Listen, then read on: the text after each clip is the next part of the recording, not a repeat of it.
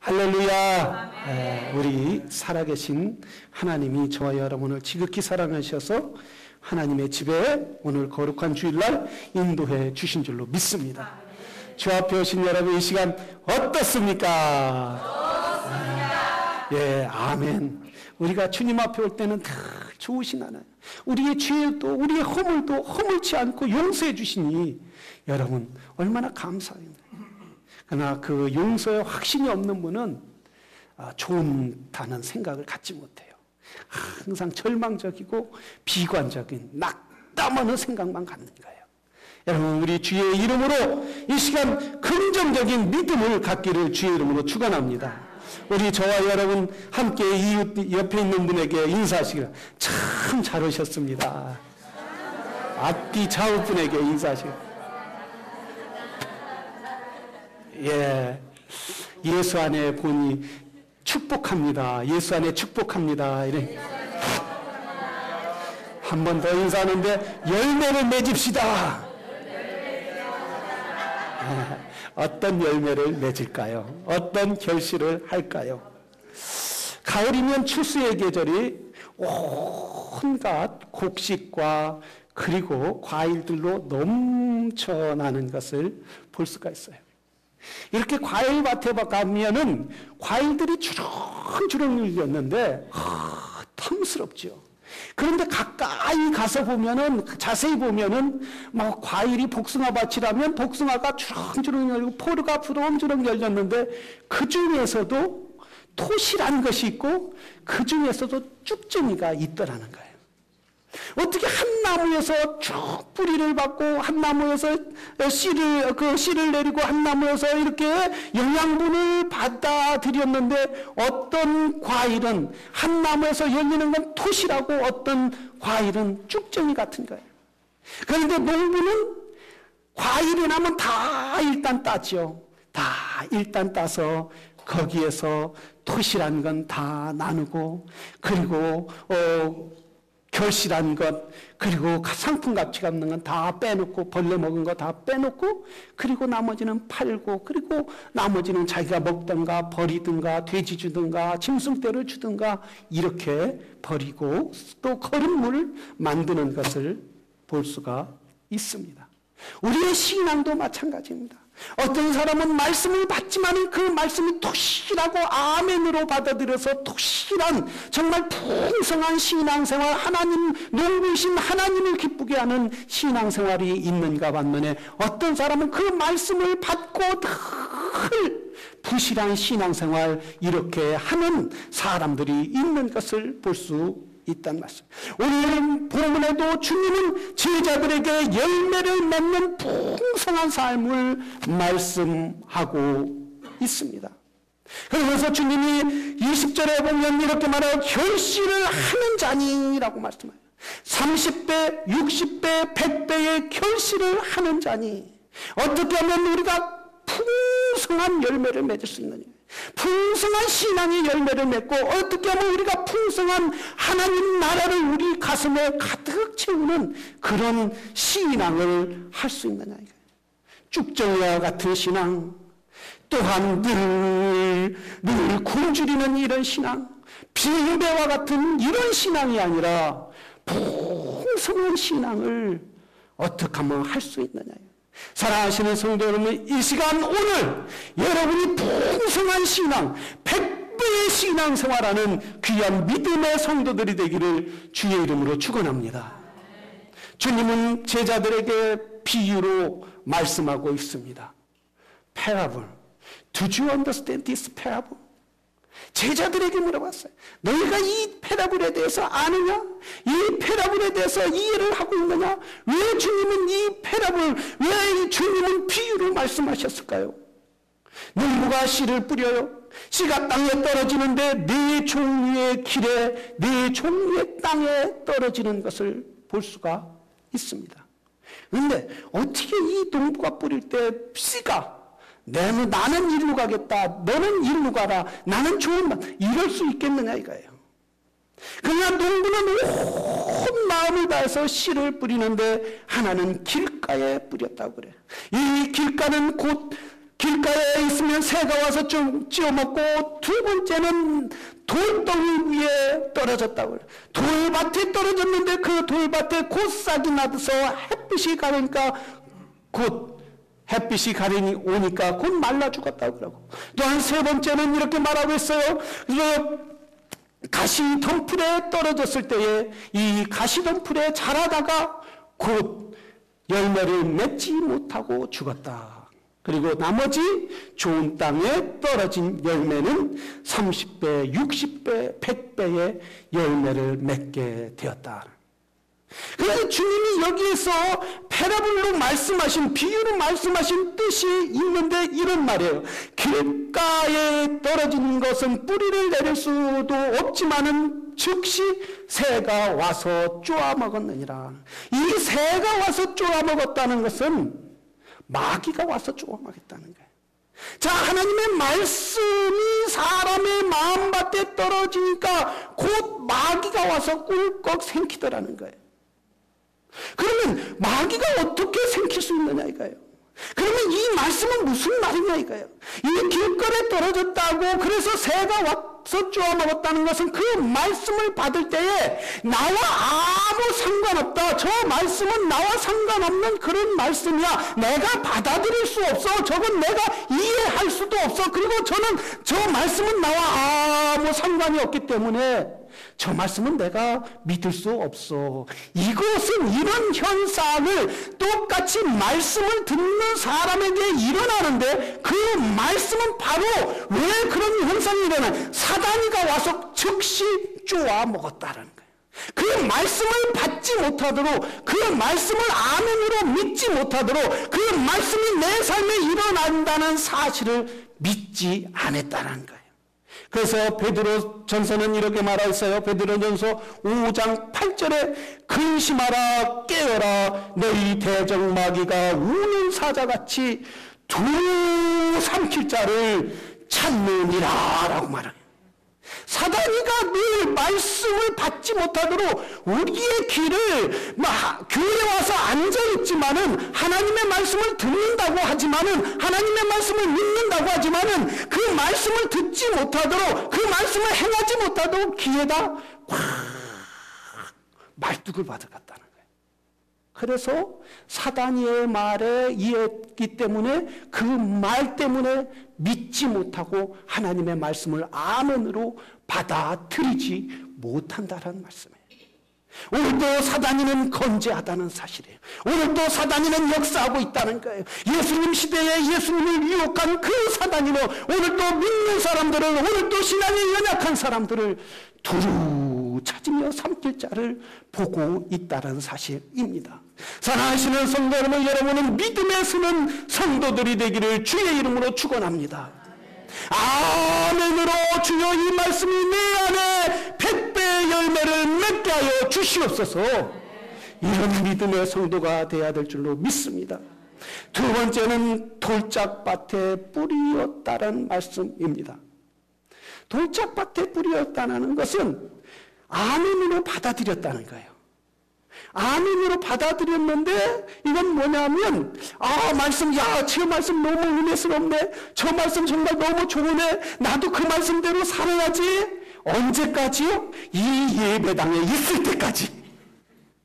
그러나 딱 문 열고 나가면은 무슨 생각하느냐면 세상이 너무 좋단 말이에요. 세상에 집세도 내야지, 세상에 또 집에까지 또 운전하고 가야지, 또 옆에 사람이 또 김 집사님, 박 집사님, 이 집사님 왜 그렇게 해? 그러면 금방 뭐가 나요? 혈기가 나거나 아니면 그 말씀을 받은 은혜의 말씀을 아이고 이러고 낙심한다는 거예요.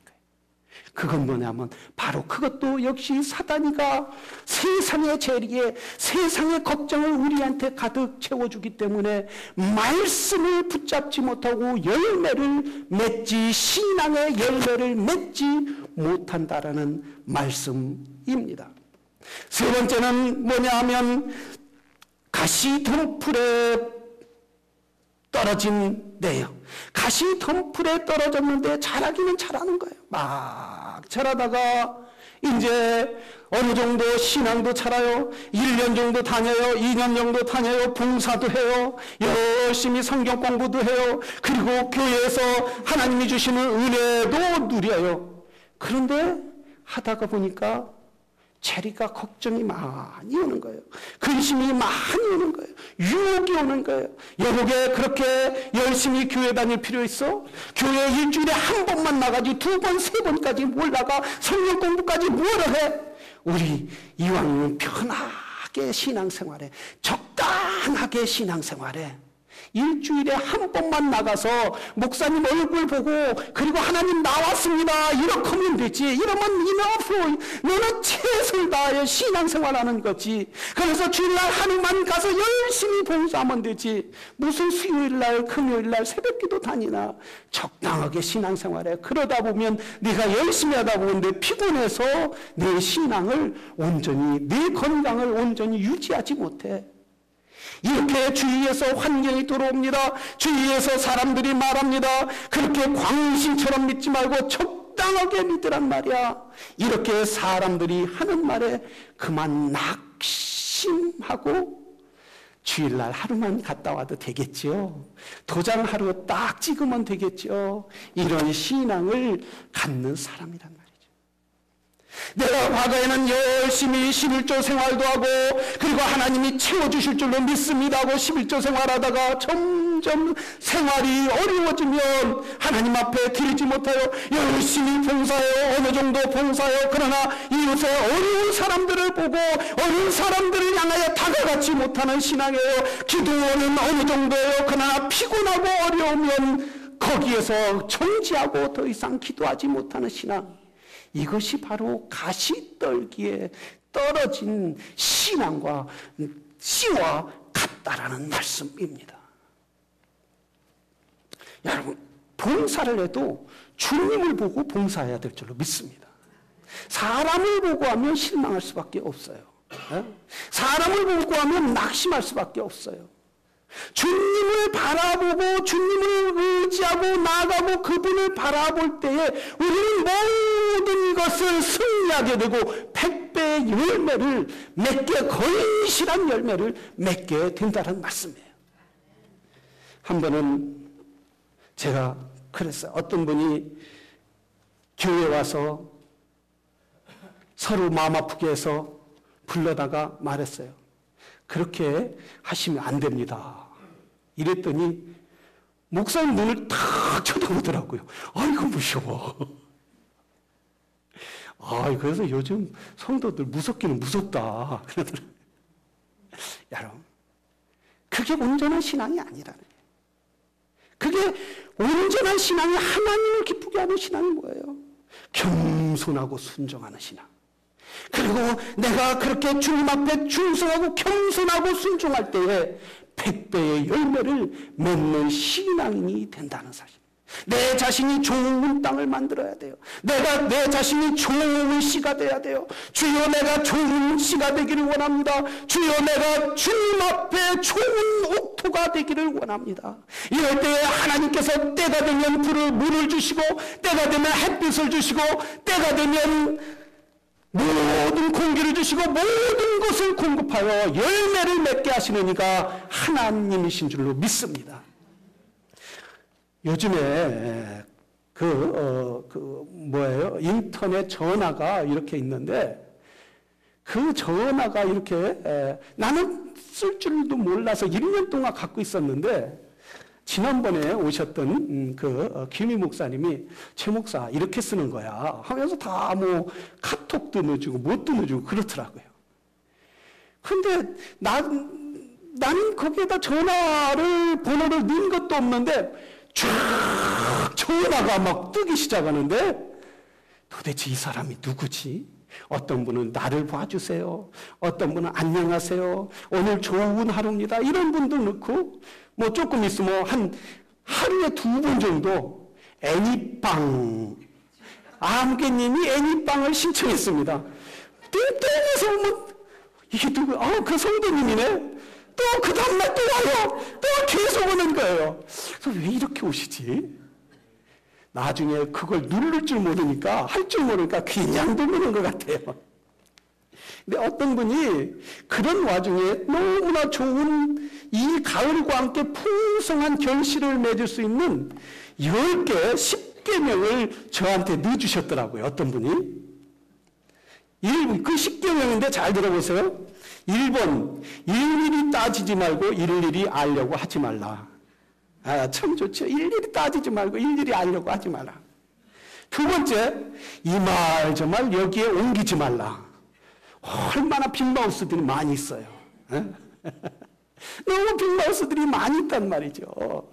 그래서 상처 있고 열매를 맺지 못하는 사람이 열매를 맺으려고 해도 빅마우스들 때문에 열매를 맺지 못하는 사람이 많이 있어요. 세 번째, 3, 3, 5 모여 식사하고 모임에 빠지지 말라. 얼마나 아름다운 모습이에요. 빅마우스가 안 돼도 3, 3, 5 모여서 식사하고 좋은 얘기할 수 있잖아요. 예수님 얘기할 수 있잖아요. 긍정적인 이야기 할 수 있잖아요. 잘 되는 이야기 할 수 있잖아요. 그러면 더 잘 될 줄로 믿습니다. 셀 모임에서 모여서 같이 하나님의 말씀을 나누고 교제하는 것보다 더 아름다운 것이 어디 있겠느냐 이거예요. 여러분 3번에 해당할 줄로 믿습니다. 네 번째, 사상 결단하지 말라. 발음이 이상하네요. 사생. 예, 사생.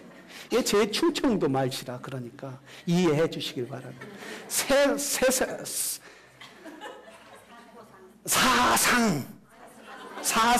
예, 사생. 어떤 미국 사람이 경상도 집에 룸메이트를 하는데 한국말 배우고 와서 그 연세대에서 한국말 배우고 와서 그 경상도 아줌마가 쌀이 아니라 살 그러니까 그 사람 발음이 쌀이 아니라 살 그랬대요.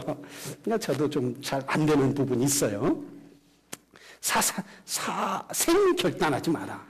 어떤 분은 막 말할 때 끝까지 가려고 하는 사람이 있어요. 아, 그거 아니야. 내가 맞아. 내 말이 절대 맞아. 이런 분들이 있어요. 그럴 수도 있지 하고 넘어가시길 바랍니다. 목사님을 따라요. 그럴 수도 있지. 그럴 수도 있지. 예, 사생 결단하지 말라. 5번, 오기 부리지 말고 오라 하면 오고 가라만 가라. 오기 부리지 말라는 오기 부리. 6번, 육체적인 스킨십을 자주 하라. 안아주란 말이에요. 우리 옆에 분 손 좀 잡아주시기 바랍니다. 잡아주세요. 반갑습니다. 참 잘하세요. 네. 지금도 오기 부리는 사람이 있어요. 그리고 안아주고 악수해주고 스킨십하고 포옹도 해줘라. 7번은 70%만 만족하라. 100%는 없다. 참 맞는 말 같아요. 여러분 100% 만족하는 사람이 어디 있어요? 신앙생활하면서도 교회생활을 100% 만족하는 사람. 여러분 일터에 100% 만족하는 데가 어디 있어요? 거기는 100% 만족하려면 요 앞에 가시기를 바랍니다. 거기는 100% 만족할 수 있어요. 거기는 불만이 없어요. 거기는 잔디 깎는 기계로 소리내도 불만이 없고 밤 1시, 2시에 와서 불을 환하게 켜도 말이 없어요. 그래서 불만이 없고 싶으면 그 안에 들어가시기를 바랍니다. 8번, 팔팔하게 살고 누구 만나면 아프다 마라. 예. 이 80세 되면 아프기 시작하죠. 예. 우리 집사님들도 종종 목사님 내가 아프니까 기도 좀 해주세요. 보면 80살이 돼가는 분들이에요. 9번째, 9번째, 구질구질한 것을 정리하고 구구한 변명을 늘어놓지 말라. 예. 현대인들에게 많이 필요한 말이야. 10번째, 10%는 남을 위해 살아라. 10%는 남을 위해 살아라. 모든 삶이 나를 중심으로 살지 않습니까? 다른 사람을 위해서, 교회를 위하여, 주를 위하여 산다면 얼마나 아름다운 삶이겠느냐. 얼마나 풍성한 삶이 넘치겠느냐. 얼마나 여러분 주를 위하여 산다면 우리의 삶이 하나님으로부터 받은 은혜가 얼마나 크겠느냐.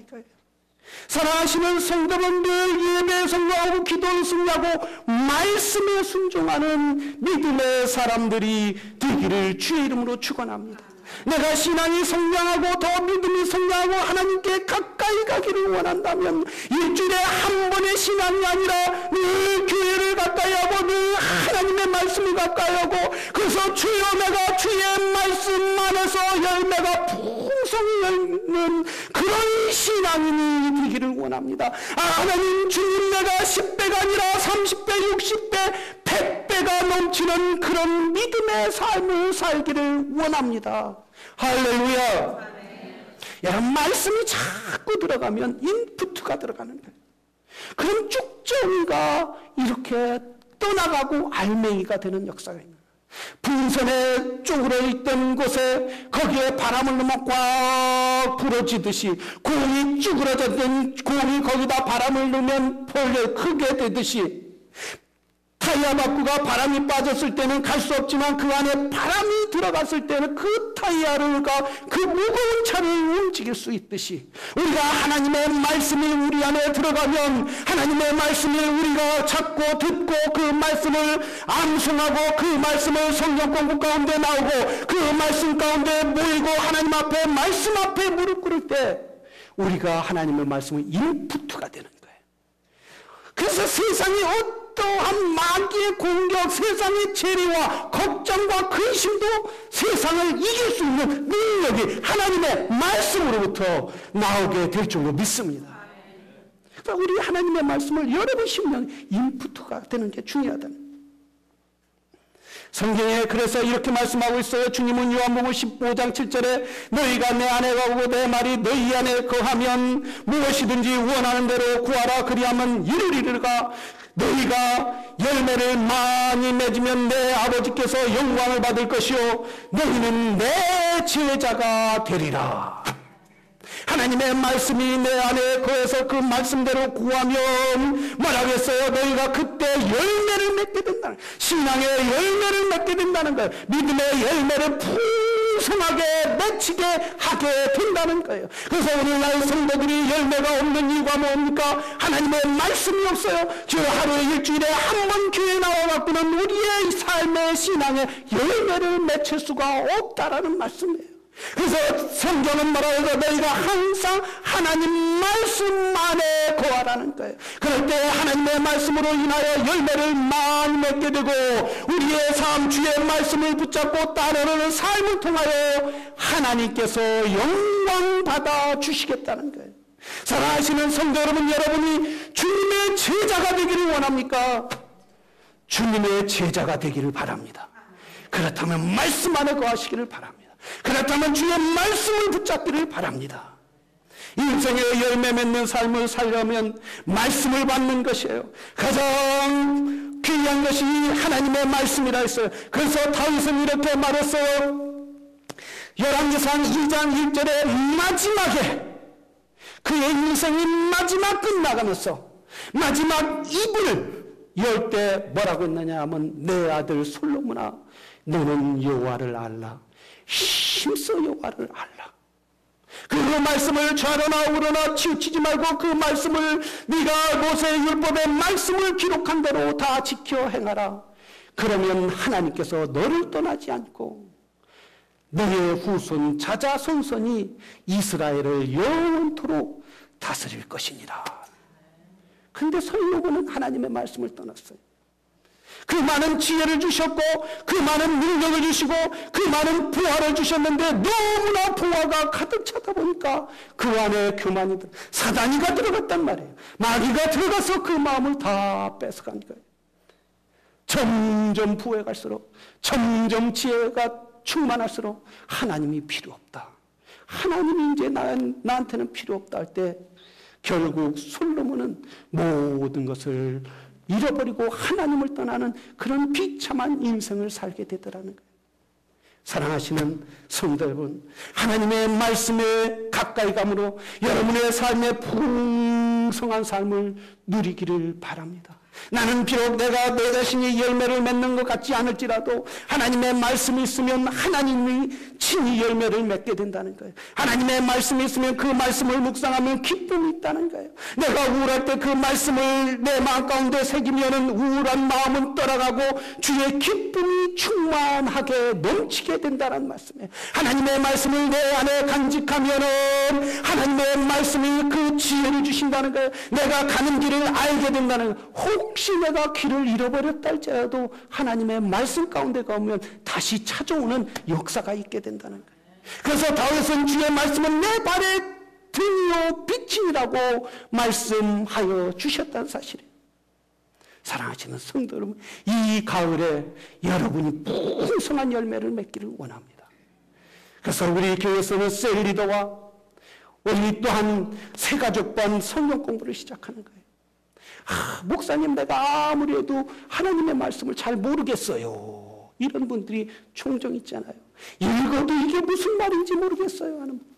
여러분 와서 하나님의 말씀을 깊이 알므로 여러분이 하나님의 말씀을 먹으면 보약 먹은 것보다 더 영육간에 충만한 건강한 역사가 있게 될 줄로 믿습니다. 우리 다 같이 기도하겠습니다.